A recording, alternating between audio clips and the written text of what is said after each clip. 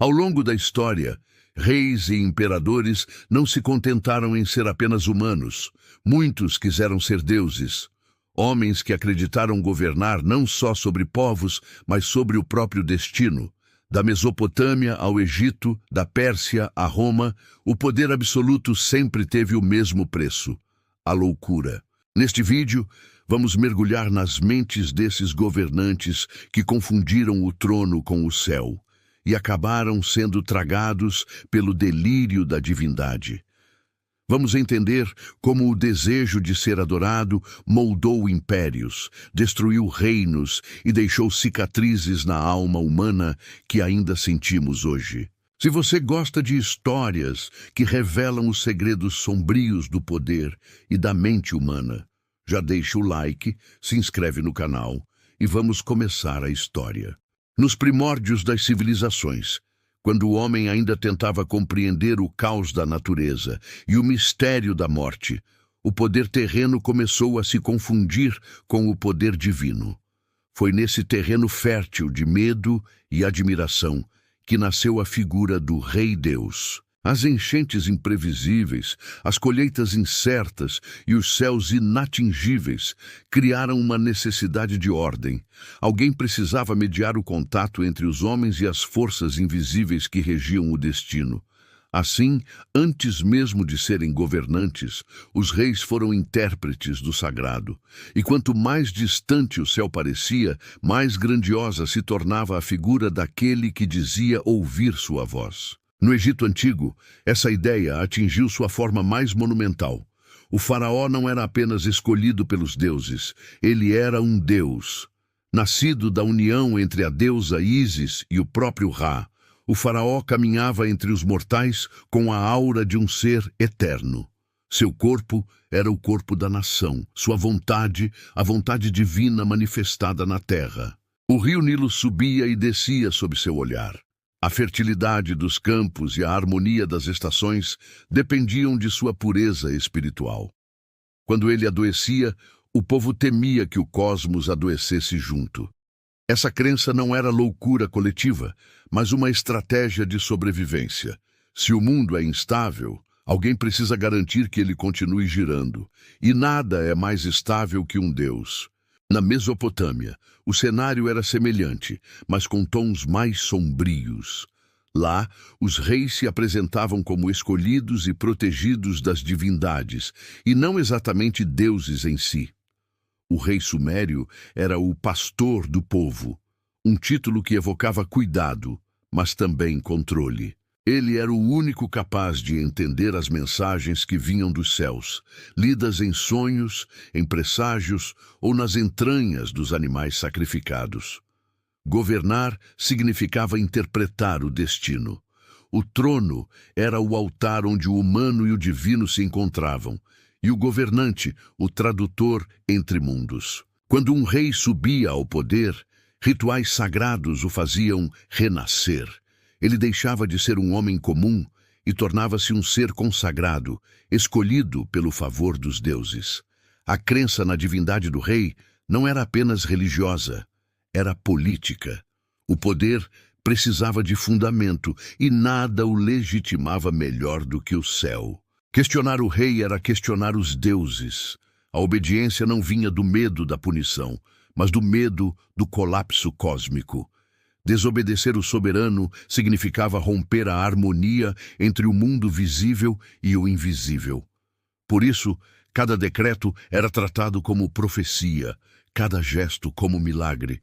O poder não era imposto pela espada, mas pelo mistério. Aos olhos do povo, a autoridade do rei não vinha de sua força, mas de sua comunhão com o divino. Ele era o eixo do universo, o centro em torno do qual tudo girava. No Egito, essa imagem se materializava nas pirâmides, símbolos perfeitos da ascensão, bases terrenas que apontavam para o céu. A cada faraó, uma nova pirâmide, um novo elo entre o homem e os deuses. Na Mesopotâmia, os zigurates cumpriam a mesma função, escadas colossais de barro que ligavam a terra ao firmamento. A arquitetura servia de lembrete constante de que o rei era o único capaz de subir e descer entre os dois mundos. Essas sociedades nasceram em torno da necessidade de acreditar. O medo do caos e da morte tornava o sagrado indispensável, e a política o transformava em poder. Quando o rei dizia ouvir os deuses, ele não apenas controlava o povo, ele o salvava da incerteza. E pouco a pouco, essa crença moldou toda a estrutura das civilizações antigas. O rei tornou-se o tempo, o destino e a lei. Sua palavra definia o que era justo e o que era pecado, o que era permitido e o que era tabu. Ele não apenas mandava nos corpos, mas também nas almas. Ainda assim, por trás dessa aura divina, havia um paradoxo profundo. O rei era um homem, mas não podia demonstrar fraqueza. Sua humanidade era um segredo perigoso, que precisava ser escondido sob camadas de ouro, rituais e máscaras. As coroas não eram apenas símbolos de poder, eram armaduras contra a lembrança de que o corpo real envelhecia e morria. O poder absoluto exigia a ilusão da eternidade, e essa ilusão só podia ser sustentada através do mito.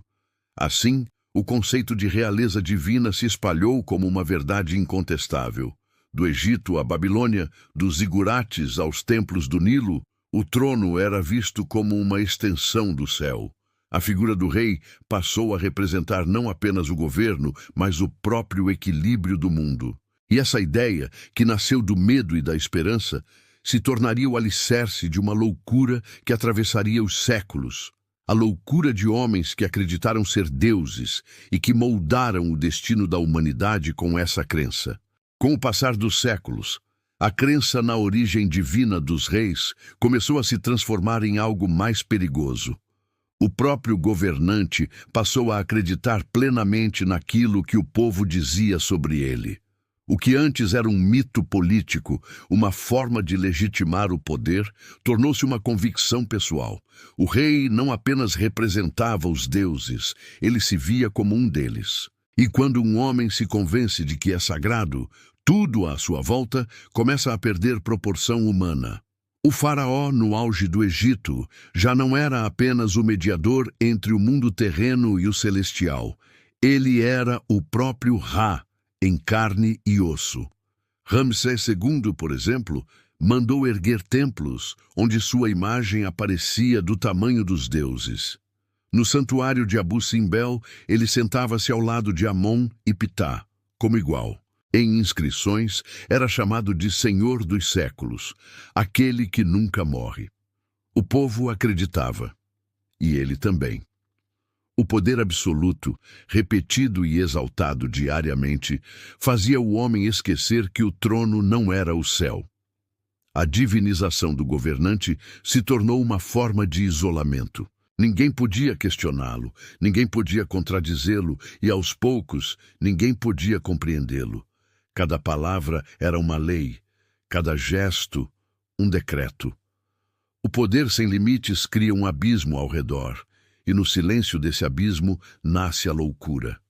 O rei, cercado por bajuladores e sacerdotes temerosos, passava a viver dentro de um espelho. Tudo o que via refletia sua própria glória, e o reflexo, inevitavelmente, o consumia. Na Mesopotâmia, o mesmo processo assumiu outras formas. Reis como Naram-Sin, neto de Sargão da Acádia, foram além da tradição e se proclamaram deuses em vida. Naram-Sin ordenou que seu nome fosse escrito com o sinal cuneiforme reservado aos deuses, algo impensável até então. Ele se via como a personificação de um poder cósmico, o centro do universo humano.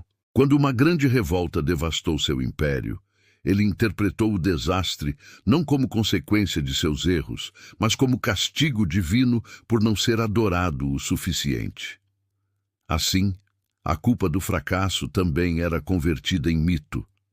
Até a derrota se tornava prova de sua natureza sagrada.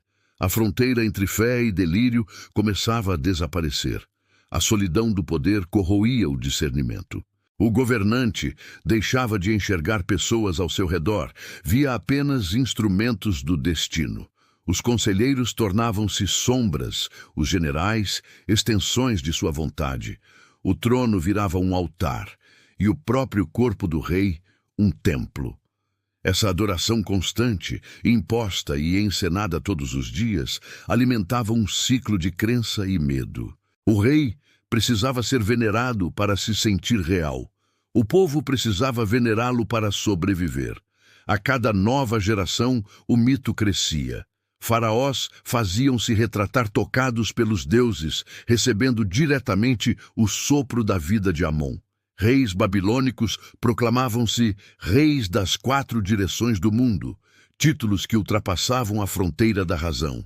Quanto mais o poder crescia, mais o homem se perdia dentro dele. O governante deixava de ser indivíduo e se tornava símbolo. E o símbolo, por definição, não podia morrer, não podia falhar, não podia duvidar. Mas a mente humana não foi feita para carregar o peso da eternidade. Muitos desses reis começaram a dar sinais de colapso psicológico, de obsessões e medos que os perseguiam em silêncio. Alguns proibiam que alguém os olhasse diretamente nos olhos. Outros acreditavam que suas palavras tinham poder de vida e morte e, por isso, se isolavam por medo de falar algo errado. O poder absoluto exigia perfeição, e a perfeição é uma prisão. Nos templos e palácios, a adoração se tornava espetáculo.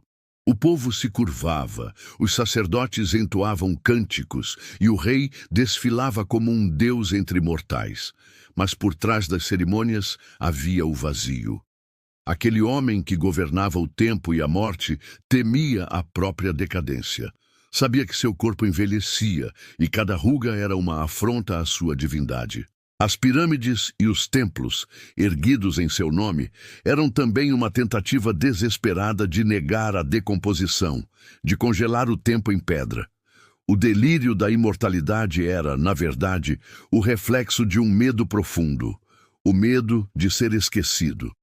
A loucura do poder não nasce do excesso de força, mas da ausência de limites. Quando tudo o que um homem deseja se torna possível, ele perde o sentido da realidade. O rei que acredita ser Deus não vê mais diferença entre vontade e destino, entre ordem e capricho. E quando o destino se confunde com o capricho de um só homem, o império inteiro passa a viver dentro de sua mente.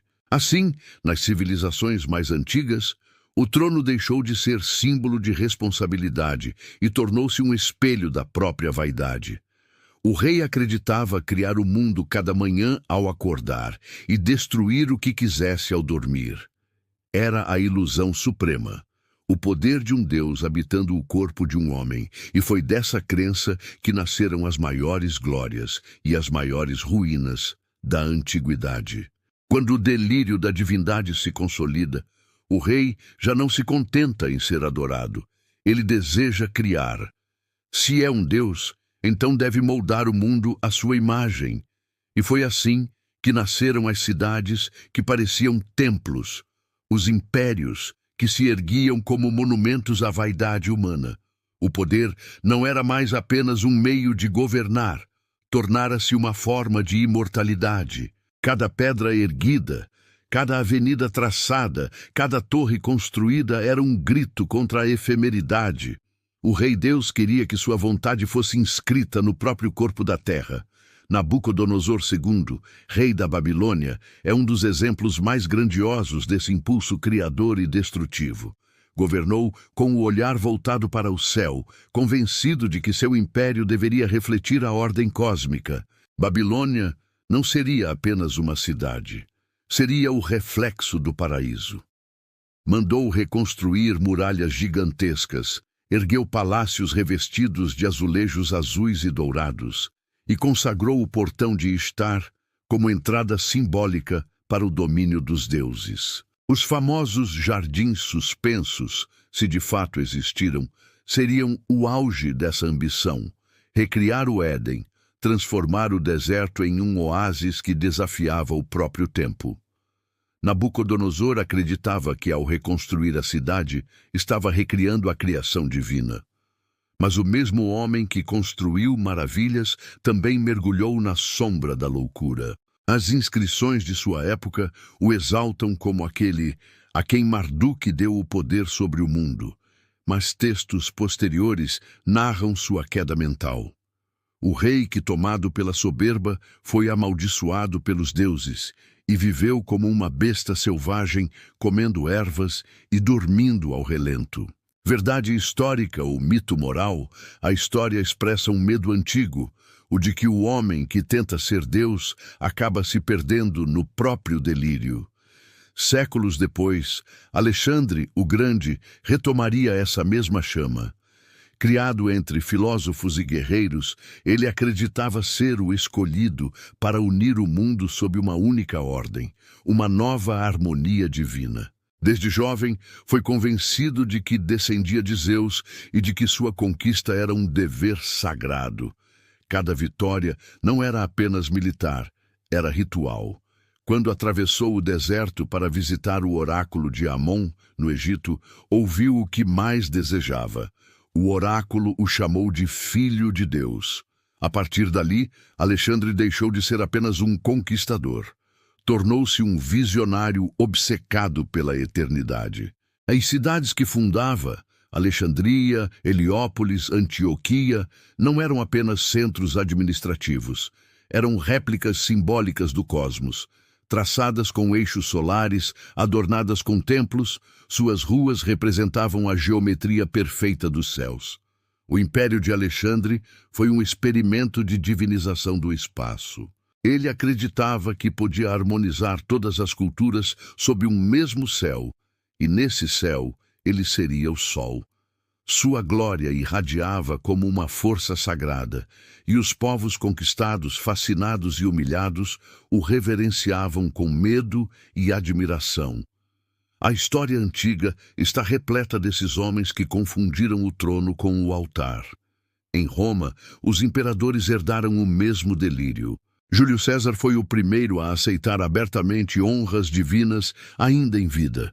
Seu sucessor, Augusto, transformou Roma em um teatro do sagrado.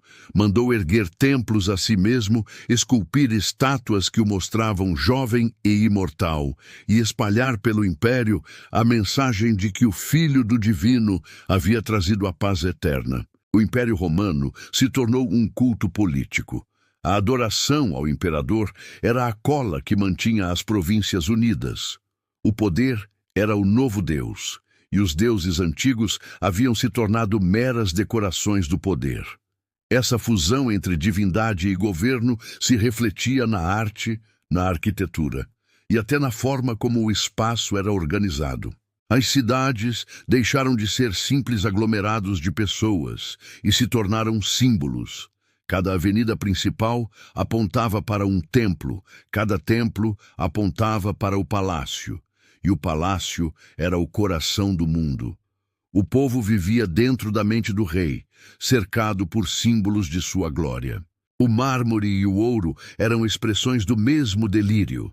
Se o governante era divino, o império precisava brilhar como o firmamento, mas esse esplendor tinha um preço. Quanto mais o rei tentava se aproximar do divino, mais se afastava do humano. Nabucodonosor enlouqueceu diante da própria criação. Alexandre morreu jovem, exausto, talvez envenenado, talvez destruído pela própria febre de grandeza. Augusto envelheceu, cercado por estátuas de si mesmo, temendo as sombras que seu poder havia criado.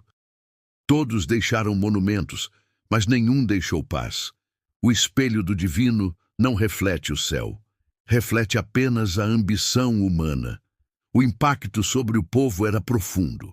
Viver sob o domínio de um rei-deus significava habitar um mundo sem fronteiras entre o sagrado e o político. A obediência se tornava fé, e a fé, servidão.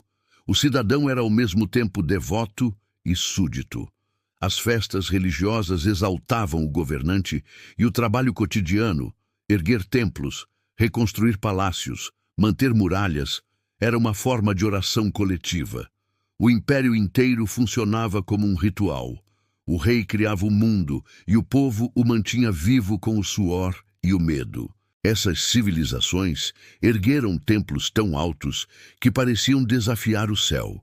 E, de certa forma, desafiaram. O homem, ao se ver como Deus, aprendeu a dominar o fogo, a pedra e o tempo. Mas o mesmo impulso que ergueu Babilônia, Alexandria e Roma seria o mesmo que mais tarde as faria ruir. Porque toda cidade feita à imagem de um Deus acaba desmoronando quando esse Deus morre. Quando o poder chega ao seu ponto máximo, ele deixa de ser uma força de criação e se transforma em prisão.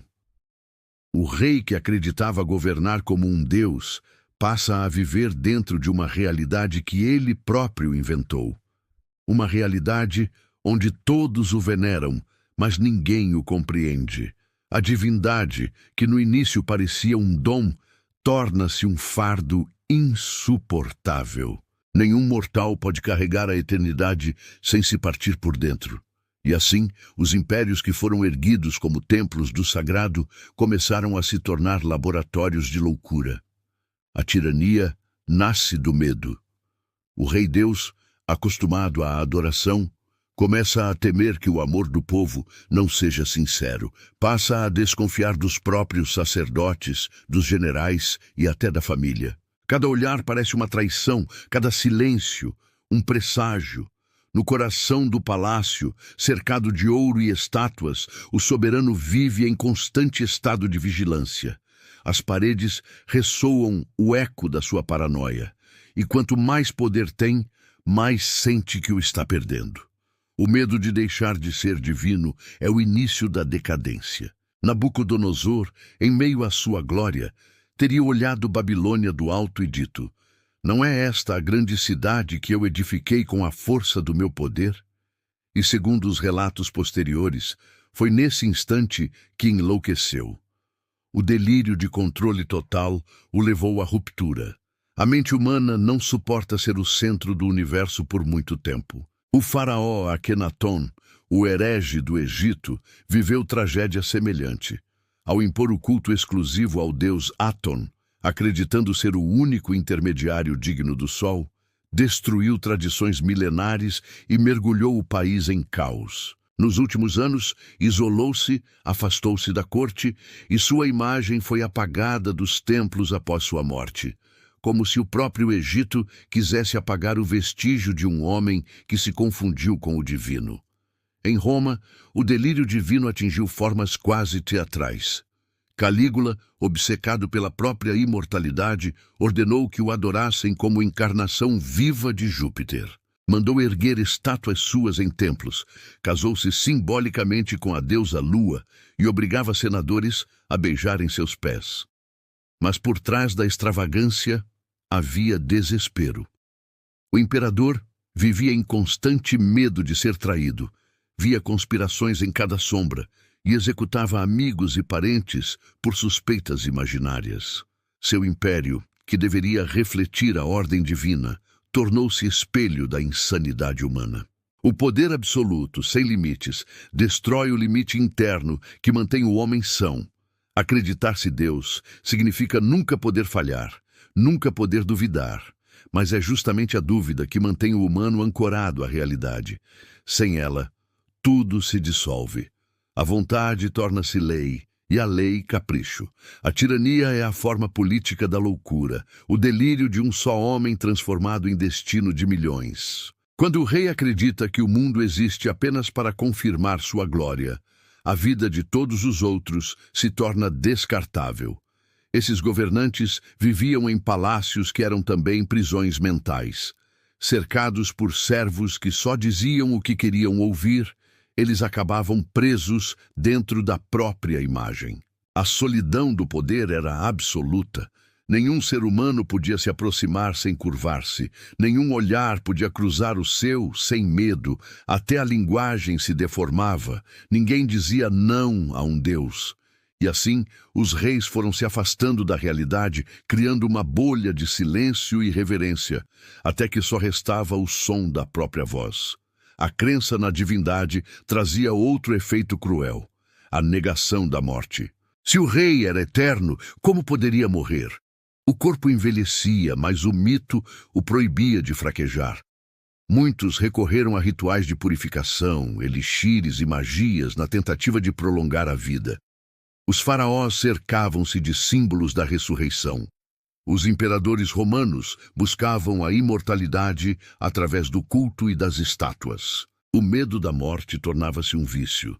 Cada nova estátua, cada novo monumento era uma súplica disfarçada. Que o tempo me esqueça. Mas o tempo nunca esquece. A tirania é, em sua essência, o medo travestido de poder. O tirano mata para não ser mortal, cala para não ouvir o eco de sua própria dúvida. E quanto mais se protege, mais se isola. O palácio torna-se um labirinto de espelhos, onde o governante só enxerga a própria imagem multiplicada infinitamente, cada reflexo mais distorcido que o anterior. É nesse reflexo que nasce a paranoia, o sentimento de que todos conspiram, que o mundo inteiro é uma ameaça ao trono, mas o trono é o verdadeiro inimigo. A divinização do poder destrói a humanidade porque transforma a fraqueza, aquilo que nos torna humanos, em pecado. O rei que se acredita Deus não pode chorar, não pode duvidar, não pode se arrepender. Cada emoção é uma falha na máscara da eternidade. E quando um homem precisa negar tudo o que sente para manter o poder, ele deixa de ser um homem. Resta apenas o papel, o mito, o personagem. A pessoa morre antes do corpo. Assim, o delírio que começou com fé termina em terror. Aquele que queria ser Deus torna-se prisioneiro de sua própria criação. Os templos que ergueu para celebrar sua glória se tornam mausoléus. As estátuas que deveriam eternizá-lo passam a observá-lo em silêncio, como testemunhas do seu fim. E o povo, que um dia o aclamou como divino, aprende pela dor que nenhum homem pode governar o tempo, e que todo poder que tenta negar a morte acaba por apressá-la. A história é impiedosa com os que acreditam ser maiores do que ela. Todos os impérios erguidos sobre a crença na divindade de um homem acabaram esmagados pelo mesmo peso que os sustentava, o da própria arrogância. Quanto mais os reis tentavam desafiar a condição humana, mais rapidamente eram lembrados de que o sangue deles era igual ao dos camponeses que os serviam. A loucura do poder absoluto não apenas destruiu mentes, destruiu civilizações inteiras. Babilônia, a cidade que Nabucodonosor quis transformar em espelho do paraíso, acabou ruindo sob o peso da sua própria glória. As muralhas que deveriam ser eternas foram corroídas pelo tempo e pela guerra. O esplendor virou ruína. O sonho do Rei Deus, que imaginava governar o mundo pela eternidade, não sobreviveu a poucos séculos. Assim como ele, tantos outros descobriram que o poder, por mais divino que pareça, é feito da mesma matéria frágil da vida. O tempo, esse Deus invisível, sempre vence. O Egito viveu o mesmo drama. A crença na imortalidade dos faraós produziu monumentos colossais, mas nenhum deles conseguiu deter o esquecimento. As pirâmides, antes símbolos de eternidade, tornaram-se lembranças do fracasso humano diante da morte. O rosto de Akenaton foi raspado das paredes. O nome de faraós apagado de inscrições, porque o povo compreendeu que nenhum Deus pode nascer, amar e morrer como um homem. A fé que sustentava o trono começou a se desfazer. O sagrado deixou de estar no governante e passou a habitar o invisível. Em Roma, o império dos deuses humanos terminou da mesma forma, com o sangue de seus imperadores manchando o chão do Senado e dos palácios. Calígula, Nero, Cômodo, todos acreditaram ser deuses e morreram assassinados pelos próprios guardas, pelos que um dia se ajoelharam diante deles. O culto à divindade imperial, que unia o império, tornou-se sua maldição. O povo, cansado de deuses que exigiam adoração e respondiam com miséria, começou a buscar outro tipo de fé, uma que prometia salvação não pelo poder, mas pela humildade. A ascensão do cristianismo nasce desse cansaço. A ideia de um Deus que se faz homem, que sofre e morre como os mortais, surge como contraponto direto à loucura dos reis-deuses. O império que havia idolatrado o poder começou a cultuar a fraqueza, o perdão e a humanidade. Era o fim simbólico da divinização do governante. O trono, que antes tocava o céu, foi derrubado ao chão.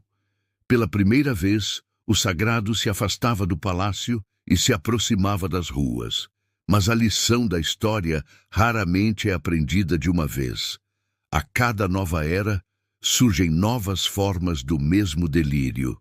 Reis, imperadores, ditadores, todos retomam o velho sonho de eternidade apenas com novas coroas, novas ideologias, novos templos. A loucura da divinização muda de nome, mas nunca desaparece, porque há algo irresistível na promessa de ser mais do que humano, de escapar à fragilidade, de transformar o próprio nome em mito. O contraste entre o sonho de eternidade e a realidade da morte é o grande drama de todos os poderosos.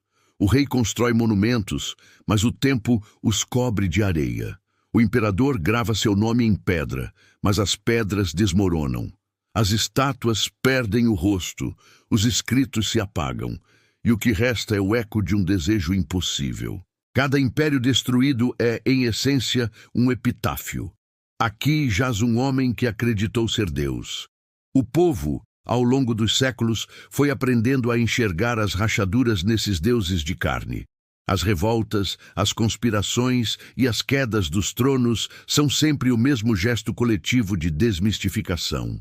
O instante em que o governante sangra, e todos percebem que o sangue é vermelho, marca o fim do encantamento. A divindade desaparece no momento em que a morte chega. É por isso que o medo do fim sempre assombra o poder. Nenhum rei suporta a ideia de que seu corpo possa morrer, e com ele morrer também o universo que criou. Mas é justamente essa inevitabilidade que mantém o ciclo da história em movimento. O delírio de eternidade gera glória, mas a glória carrega o germe da ruína. Quando um homem se ergue acima de todos, o destino o puxa de volta ao chão. E quando ele cai, o povo, por um breve instante, volta a acreditar que o mundo é possível sem deuses humanos. É um ciclo de ascensão e queda, de fé e desilusão que atravessa milênios. O colapso dos impérios divinizados deixou também uma marca espiritual profunda. A humanidade passou a desconfiar do sagrado quando ele veste coroas. A adoração cedeu lugar ao medo, e o medo ao ceticismo. A crença de que um homem pode ser a encarnação do divino se tornou o símbolo máximo da arrogância. Uma herança amarga deixada pelos tronos do passado. E, no entanto, o fascínio persiste. Ainda olhamos para os grandes líderes, as figuras carismáticas e poderosas, com o mesmo olhar antigo que os egípcios lançavam ao faraó.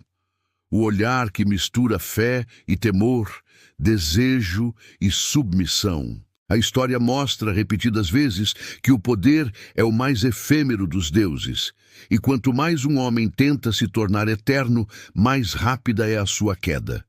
O sonho da imortalidade não morre com os impérios, apenas muda de forma. O que antes era trono, hoje é fama. O que antes era templo, hoje é imagem. A loucura de ser adorado sobrevive, apenas disfarçada. Mas o destino continua o mesmo. A lembrança de que nenhum poder, por mais divino que pareça, pode vencer o tempo. O delírio dos reis que queriam ser deuses não morreu com as coroas antigas. Ele apenas trocou de roupa. O tempo derrubou impérios, apagou nomes de obeliscos e destruiu tronos de ouro. Mas a tentação de ser adorado continua viva. Hoje ela veste ternos, posa para câmeras e fala através de telas. A divinização do poder não desapareceu. Apenas se reinventou. Os deuses do passado tinham templos de pedra. Os deuses modernos têm palcos, estádios e redes sociais. O cenário mudou, mas a essência permanece. o desejo de transformar a admiração em culto. Em todas as épocas, a humanidade parece repetir o mesmo enredo. Precisamos acreditar que alguém está acima de nós, alguém que possa nos guiar, nos proteger, nos representar. O poder sempre começa com essa esperança, mas aos poucos a esperança se transforma em idolatria. O governante deixa de ser um símbolo de ordem e se torna uma projeção de nossas carências. Quando o povo deposita em uma só figura a fé que deveria guardar para o invisível, o ciclo antigo recomeça. O líder acredita ser indispensável, o povo acredita que ele é eterno e a loucura volta a nascer. Os ditadores do século XX compreenderam bem essa herança dos reis divinos. Cercaram-se de estátuas, retratos, desfiles e rituais de massa. Criaram mitos em torno do próprio nome, repetindo gestos que já haviam sido de faraós e imperadores romanos. Prometeram eternidade, destino, glória nacional. E como seus predecessores antigos, acabaram destruídos pelo mesmo delírio que os criou. O povo que os venerava passou a temê-los e depois a odiá-los. As multidões que gritavam seus nomes em êxtase acabaram derrubando suas imagens em fúria. Cada estátua caída é uma lembrança de que o poder que exige adoração sempre termina em ruína. Mas a loucura divina não vive apenas na política. Ela se infiltra na cultura, nas artes, na vida cotidiana. As celebridades, os grandes nomes do entretenimento e da mídia, muitas vezes encarnam esse mesmo mito. O ser que parece viver acima do tempo, intocável, cercado de brilho e devoção. As redes sociais transformaram o culto ao indivíduo em uma nova religião. Seguidores, curtidas e aplausos substituíram os rituais e oferendas. E como os reis antigos, muitos acabam prisioneiros da própria imagem. Precisam parecer perfeitos, eternos, divinos, e sofrem em silêncio a impossibilidade de continuar humanos. A linha entre grandeza e loucura continua tão tênue quanto nos tempos de Babilônia. O impulso de criar, conquistar e deixar um legado é humano e legítimo. O problema surge quando o Criador acredita que é criação, quando o líder acredita ser destino. A história inteira mostra o mesmo aviso. O poder absoluto não revela a grandeza do homem, revela seu limite. Nenhum império, por mais vasto, conseguiu vencer a fragilidade da carne. Nenhum nome, por mais glorioso, escapou do esquecimento. O tempo continua sendo o único rei que jamais foi deposto. No entanto, seguimos fascinados por aqueles que ousam desafiar esse limite. Admiramos os que se comportam como deuses, que falam com a voz do destino, que prometem eternidade em um mundo condenado à mudança. Talvez porque enxergamos neles o reflexo do nosso próprio desejo. Cada homem que se diz Deus é um espelho daquilo que todos tememos, nossa própria finitude. O culto ao poder, em todas as suas formas, é uma tentativa coletiva de fugir da morte, de acreditar que se alguém for eterno, talvez nós também sejamos. Mas a verdadeira grandeza nunca esteve em negar a humanidade, está em aceitá-la. Os reis que quiseram ser deuses deixaram monumentos, mas os homens que aceitaram ser humanos deixaram sabedoria. A humildade que os impérios antigos desprezaram é, no fim, o único caminho para a eternidade. Não a eternidade do corpo ou do nome, mas a que vive nas ideias, nos gestos e na memória dos outros. O poder passa, o mito se apaga, mas a humanidade permanece. Hoje, os tronos são virtuais, as coroas são digitais e os seguidores substituem os sacerdotes. O velho ciclo recomeça em nova forma, mas o risco é o mesmo: confundir influência com divindade, fama com eternidade. Ainda vivemos cercados de novos faraós, novos imperadores e novos deuses de carne que buscam a mesma coisa, ser lembrados para sempre. E talvez o mais irônico seja isso. Quanto mais um homem tenta ser eterno, mais efêmero se torna. A loucura dos reis que queriam ser deuses não é apenas uma história do passado, é um espelho voltado para nós. Enquanto houver quem deseje ser adorado e quem deseje adorar, esse ciclo continuará girando. O que muda são os nomes, os símbolos, as coroas. O que permanece é o mesmo impulso, o de olhar para o céu e acreditar que o trono e o infinito são o mesmo lugar. E talvez, no fundo, essa seja a lição que os séculos tentam nos ensinar. A grandeza verdadeira não está em ser um Deus, mas em lembrar-se de ser humano.